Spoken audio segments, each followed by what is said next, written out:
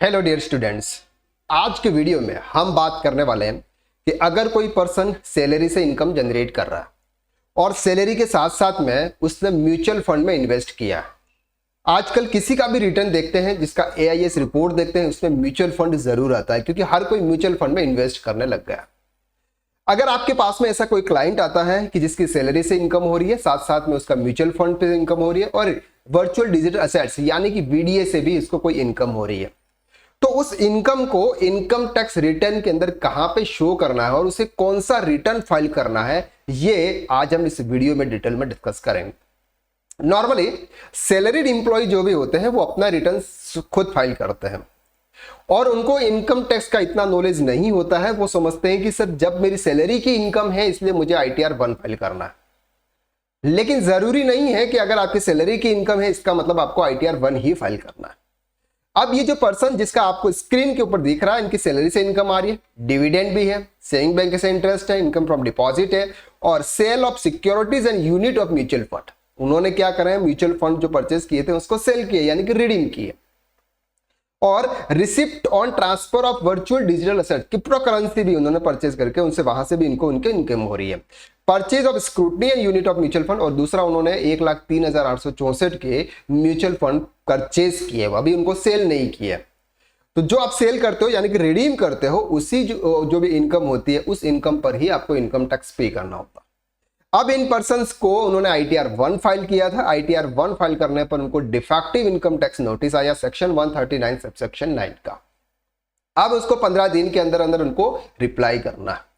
अब इस रिप्लाई में उनको कौन सा रिटर्न फाइल करना है, ITR 1 फाइल करना है, ITR 2, 3 और 4, ये सब कुछ आज हम इस वीडियो के अंदर डिटेल में देखने वाले हैं। वीडियो के लास्ट तक बने रहिएगा और आपको ये सब कुछ समझ में आ जाएगा कि अगर आप म्यूचुअल फंड से अगर आप इनकम कर रहे हैं, चाहे वो लॉन्ग टर्म कैपिटल है या फिर शॉर्ट टर्म है या फिर उससे कोई डिविडेंड हो रही है, डिविडेंड इनकम हो रही है, वो आपको कहां पे शो करना है। सबसे पहले बात करते हैं चूजिंग द ITR फॉर्म। जब भी आप सैलरी के साथ साथ में म्यूचुअल फंड की इनकम जनरेट कर रहे हैं, उसके लिए आपको कौन सा फॉर्म फाइल करना है। नॉर्मली इंडिविजुअल के लिए 4 रिटर्न्स है। अगर आप बात करें इंडिविजुअल के लिए 4 रिटर्न्स है, ITR 1 से लेके ITR 4। ITR 3 और ITR 4 जो होते हैं वो होते हैं बिजनेस के लिए, यानी कि अगर आपका बिजनेस है तो आपको या तो ITR 3 या फिर आपको ITR 4 फाइल करना है। लेकिन इन पर्सन की तो सैलरी से इनकम है और सैलरी इनकम के लिए सर ITR 1। अब सैलरी की इनकम के साथ साथ में म्यूचुअल फंड की इनकम है तो म्यूचुअल फंड आता है कैपिटल गेन के हेड में। अगर आपको म्यूचुअल फंड से जो भी इनकम होती है, चाहे 100 रुपया भी हो, 500 रुपया भी हो या 5,000 या 5 लाख, जितनी भी इनकम हो वो इनकम आती है आपके कैपिटल गेन के हेड में। और कैपिटल गेन का हेड आता है ITR 2 में, ITR 2 और ITR 3 में। तो ITR 1 सैलरी के लिए है, तो सैलरी के साथ में अगर आपकी कैपिटल गेन की इनकम हो रही है तो फिर आपको ITR 2 फाइल करना है। और अगर आपकी बिजनेस की इनकम हो रही है और बिजनेस की इनकम में अगर आपने सेक्शन 44 AD अप्लाई किया और वहां पर आपको कोई म्यूचुअल फंड से इनकम हो रही है, फिर आपको ITR 3 फाइल करना है। क्लियर हो गया आपको यहां तक। तो सैलरी के साथ में अगर आपकी म्यूचुअल फंड की इनकम हो रही है तो ऐसे केसेस में आपको ITR 2 फाइल करना है। Mutual fund gains you need to show in ITR। अब आपका जो म्यूचुअल फंड से जो भी गेन होता है, गेन 2 टाइप से होता है। पहला जो गेन होता है वो गेन होता है सर डिविडेंड के रूप में। अगर आपने कोई भी म्यूचुअल फंड परचेज किया है, कंपनी आपको डिविडेंड इश्यू करती है और वो डिविडेंड आपके लिए टैक्सेबल होती है। दूसरा होता है सर कि आपने फॉर एग्जांपल 100 रुपए के म्यूचुअल फंड परचेज किए थे, जिस दिन परचेज इन्वेस्ट किया उस दिन आपके 100 रुपए थे, फिर उसकी ग्रोथ हुई, ग्रोथ में सर आपका 120 रुपया हो गया और आपने उसको रिडीम कर दिया और रिडीम करने पर आपको 118 रुपये मिले। तो जो 18 रुपये का टैक्स, जो 18 रुपये की जो आपकी इनकम है, ये इनकम आपके कैपिटल गेन के हेड में जाती है। तो यहां पर आपको 2 तरीके की इनकम होती है, एक इनकम होती है डिविडेंड के रूप में, दूसरी इनकम होती है आपको कैपिटल गेन के रूप में। म्यूचुअल फंड में लॉस बहुत कम होता भी है तो उसको कैपिटल लॉस बोला जाता है। कैपिटल लॉस आपकी किसी भी कैपिटल गेन की किसी भी इनकम के साथ में सेटअप हो सकता है, वो हम इस क्लास के अंदर डिटेल में देखने वाला है। तो यहां पर आपको क्लियर हो गया कि 2 तरीके की इनकम है, पहले इनकम डिविडेंड की, दूसरी इनकम कैपिटल गेन की। पहले बात करते हैं डिविडेंड। डिविडेंड जो होता है सर अर्लियर पहले डिविडेंड एग्जेम्प्टेड था। अगर आप कोई भी कंपनी अगर आपको डिविडेंड देती थी वो आपके लिए एग्जेम्प्टेड था, आपको टैक्स पे नहीं करना था। लेकिन नाउ अभी जो आपको डिविडेंड मिलता है वो टैक्सेबल है और वो आपको शो करना है इनकम फ्रॉम अदर सोर्सेज के केसेस में। कहां पे शो करना है? इनकम फ्रॉम अदर कोर्सेज के केसेस में। Dividend receive by personal tax payer from equity oriented mutual fund shall be tax in hands as per slab rate. अब आपको ये जो डिविडेंड मिल रहा है वो डिविडेंड किस तरह से टैक्सेबल होगा? आपके स्लेब रेट के हिसाब से। स्लेब रेट का मतलब होता है कि जिस तरह से आपकी सैलरी की इनकम कैलकुलेट होती है, इनकम फ्रॉम अगर हाउस प्रॉपर्टी की है तो कैलकुलेट होगी, इनकम फ्रॉम अदर सोर्सेज की और इनकम है वो कैलकुलेट होगी, उसी के हिसाब से आपकी डिविडेंड इनकम भी कैलकुलेट होगा। दैट मीन्स अगर न्यू टैक्स रिजल्ट्स की बात करें तो 0 से 3 0%, 3 to 6 5%, 6 to 9 10%, 9 to 12 15 और 12 to 15 और 12 to 15 20 और 20 से ऊपर यानी कि 15 से ऊपर जो भी है उस पर 30% का स्लैब रेट है। तो इसके हिसाब से आपका टैक्स कैलकुलेट होगा यहां पर, यानी कि स्पेशल रेट एप्लीकेबल नहीं है। अब उसको आपको इनकम फ्रॉम अदर सोर्सेज के हेड में जाना है। यहां पर आपको इनकम, नेचर ऑफ इनकम में डिविडेंड इनकम आपको सेलेक्ट करना। जैसे ही आप डिविडेंड इनकम सेलेक्ट करते हैं यहां पर आपके पास में अलग ऑप्शन है अप टू 15 जून 2023। अगर हम फाइनेंशियल ईयर 23-24 की बात करें तो 15 जून तक आपको कितना डिविडेंड मिला, 15 जून से 15 सितंबर तक कितना मिला, 15 सितंबर 16 सितंबर से 15 दिसंबर, यानी कि ये आपको टाइम के हिसाब से बताना पड़ता है। यानी कि पूरा जैसे उन्होंने मिला 38,330, तो यहां पर उन्होंने बाइफरकेट किया हुआ है कि सर इस टाइम में हमको इतना इतना डिविडेंड मिला हुआ। तो जब भी आप इनकम फ्रॉम अदर सोर्सेज के अंदर डिविडेंड शो करते हैं तो आपको यहां पर ये बाइफरकेट आपको देना होता है।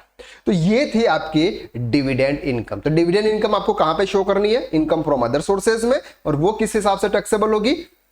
स्लैब रेट के हिसाब से। अब यहां पर सर आपको सेक्शन 87A का रिबेट यहां पर मिलेगा। क्यों मिलेगा? क्योंकि ये स्लैब रेट से हो रही है। अब बात करते हैं सेकंड, अगर आप 5,000 रुपीज से ज्यादा का डिविडेंड अगर आपको मिल रहा है तो 10% के हिसाब से आपका टीडीएस डिडक्ट होता है, और टीडीएस डिडक्ट होता है तो आपके 26AS में शो होता है और आपके एआईएस रिपोर्ट में शो होता है। जो आपके एआईएस रिपोर्ट और 26AS में शो हो रहा है वो अगर आप अपने इनकम टैक्स रिटर्न के अंदर शो नहीं करते हैं तो डिफेक्टिव इनकम टैक्स नोटिस आना पक्का है। क्यों पक्का है? सिंपल, क्योंकि इनकम टैक्स नोटिस क्यों आता है? एआई जनरेटेड है, वहां पर भी लिखा होता है कि सिस्टम जनरेटेड है, सिग्नेचर की रिक्वायरमेंट नहीं है, बस वो मिसमैच है, मिसमैच की वजह से डिफेक्टिव नोटिस आ जाता है। तो यहां पर आपको ध्यान रखना है कि 26AS में या फिर फॉर्म एआईएस रिपोर्ट के अंदर जो भी इनकम आपको शो हो रही है वो इनकम आपको आपके इनकम टैक्स रिटर्न के अंदर एप्रोप्रिएट हेड के अंदर पर्टिकुलर इनकम टैक्स रिटर्न के अंदर आपको दिखानी है। और इनको एक जो नोटिस आया, एक कारण और बताया, कारण ये बताया कि सर आपने ITR 1 फाइल किया है, जबकि म्यूचुअल फंड की जो इनकम हो रही है उसका हिसाब से आपको ITR 2 फाइल करना है, तो आप ITR 2 फाइल कीजिए। तो यहां पर आपको ये ध्यान रखना है कि म्यूचुअल फंड की इनकम पर आपको ITR 2 फाइल करना है। ठीक है, चलो अब बात करते हैं सेकंड पार्ट के इनकम पर। सेकंड पार्ट की इनकम कैपिटल गेन या कैपिटल लॉस। कैपिटल गेन कब होता है? अगर आप कोई भी चीज 100 रुपए में परचेज करते हैं, 120 रुपए में अगर आपने बेच दिया तो 20 रुपए का आपको कैपिटल गेन हुआ, और 100 रुपए में अगर आपने खरीदी थी 90 रुपीज हो गए, 90 रुपीज में आपने उसको रिडीम कर दिया, 10 रुपीज का आपको लॉस हो गया। That's called capital gain and capital loss. Capital gain और कैपिटल लॉस दो टाइप्स के होते हैं, एक होता है सर शॉर्ट टर्म और एक होता है लॉन्ग टर्म। शॉर्ट टर्म का मतलब होता है कि अगर हम यहां पर बात करते हैं mutual fund, equity oriented mutual fund. Equity oriented mutual fund का मतलब आपने जिस कंपनी के म्यूचुअल फंड परचेज किए हैं वो कंपनी अपना पैसा जिस कंपनी के अंदर शेयर के अंदर लगा रहा है, यानी कि 65% से ज्यादा पैसा शेयर मार्केट में लगा रहा है, तो उसको बोलते हैं इक्विटी ओरिएंटेड म्यूचुअल फंड। अब आप इक्विटी ओरिएंटेड म्यूचुअल फंड की अगर बात करें तो वहां पर आपका 12 मंथ का पीरियड दे रखा होता है। आपने जिस दिन म्यूचुअल फंड परचेज किया उसके 12 मंथ के अंदर अंदर अगर आपने उसको वापस रिडीम कर दिया तो उसको बोलते हैं शॉर्ट टर्म कैपिटल गेन। और अगर आपने 12 मंथ तक होल्ड किया और 12 मंथ के बाद अगर आपने उसको सेल किया या रिडीम किया तो उसको बोलते हैं long term capital gain. Clear हो गया? तो short term capital gain 12 month से नीचे और long term capital gain 12 month से ज्यादा। 12 मंथ से ज्यादा कितने भी इन्फिनिट पीरियड का था, 5 साल 10 साल 15 साल तक आपने होल्ड कर रखा था, फिर आपने उसको रिडीम किया, जो भी प्रॉफिट हुआ वो प्रॉफिट आपका लॉन्ग टर्म कैपिटल गेन माना जाता है। Classification of mutual fund unit into short term और लॉन्ग टर्म। तो शॉर्ट टर्म और लॉन्ग टर्म के लिए आपको कितना पीरियड दे रखा है सर? 12 मंथ का पीरियड दे रखा है। 12 मंथ से नीचे है तो शॉर्ट टर्म और 12 मंथ से ऊपर है तो लॉन्ग टर्म। अब बात करते हैं computation of long term capital gain. जब भी आपका कोई लॉन्ग टर्म कैपिटल गेन होता है वो अगर 1 लाख रुपए तक है ईयरली अगर आप म्यूचुअल फंड का कैपिटल गेन है 1 लाख रुपए तक है तो आपको कोई भी टैक्स पे नहीं करना है, एग्जेम्प्टेड है। लेकिन 1 लाख रुपए से ऊपर अगर आपका जाता है तो उस पर आपको 10% के हिसाब से टैक्स पे करना होता है। ये स्पेशल टैक्स रेट है, ये स्लैब रेट के हिसाब से एप्लीकेबल नहीं होता है, इसके लिए स्पेशल टैक्स है 10%। क्लियर है। अब इसकी वैल्यू कैसे फाइंड की जाती है? वैल्यू सिंपल फाइंड किया, सेल्स कंसिडरेशन, यानी कि आपने कितने में सेल्स किया और उस म्यूचुअल फंड को आपने कितने में परचेज किया था, इसके बीच का जो फिगर है वो क्या है sir? Long term capital gain.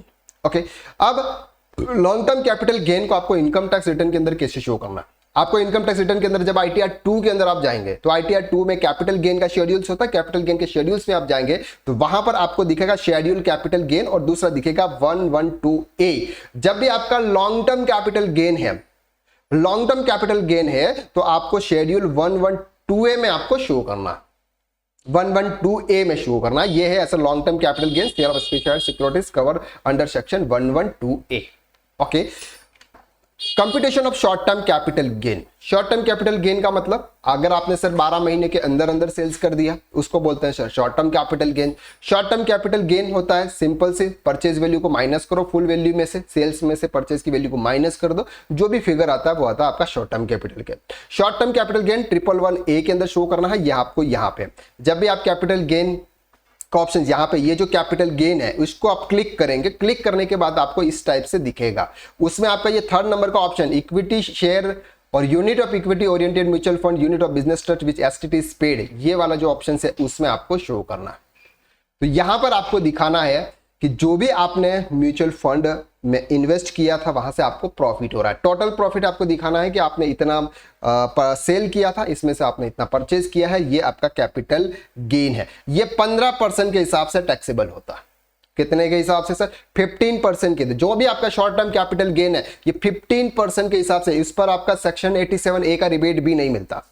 Section 87 यानी कि जितनी भी स्पेशल रेट है जैसे 10%, 15%, 30%, ये जितने भी स्पेशल रेट है उस पर आपको सेक्शन 87 का एक रिबेट नहीं मिला, चाहे आपकी इनकम 7 लाख रुपए से कम है। बाकी income salary income from other sources, इनकी इनकम 7 लाख रुपए से कम है तो आपको सेक्शन 87 का रिबेट मिलता है। लेकिन यहां पर अगर आपकी 5,000 रुपीज की इनकम हो रही है तो 5,000 पर आपको 15% का टैक्स पे करना, ये आपको ध्यान रखना। क्लियर हो गया? तो ये है सर आपका म्यूचुअल फंड से अगर आपको कोई भी इनकम जनरेट हो रही है वो आप आपके इनकम टैक्स रिटर्न के अंदर किस तरह से शो करेंगे। हम नेक्स्ट वीडियो में प्रैक्टिकल इनकम टैक्स पोर्टल पर ये सब कुछ फिल करके हम दिखाएंगे कि किस तरह से आप इनकम टैक्स रिटर्न में म्यूचुअल फंड की इनकम को आप शो करता हूं। आई होप कि आपको इस क्लास के अंदर डिटेल में समझ में आ गया कि म्यूचुअल फंड की इनकम के लिए कौन सा रिटर्न आपको फाइल करना है और कैसे फाइल करना, वो डिटेल आपको कहां पे शो करनी है। शॉर्ट टर्म कैपिटल गेन क्या होता है, लॉन्ग टर्म कैपिटल गेन क्या होता है म्यूचुअल फंड के केसेस में, इक्विटी ओरिएंटेड म्यूचुअल फंड के केसेस में। तो आज के लिए बस इतना, नेक्स्ट क्लास में हम फिर मुलाकात करते हैं। तब तक के लिए thank you so much, bye bye. अगर आपने हमारे इस चैनल को अभी तक सब्सक्राइब नहीं किया है तो जल्दी से जल्दी सब्सक्राइब कर लीजिए। थैंक यू सो मच, जय हिंद।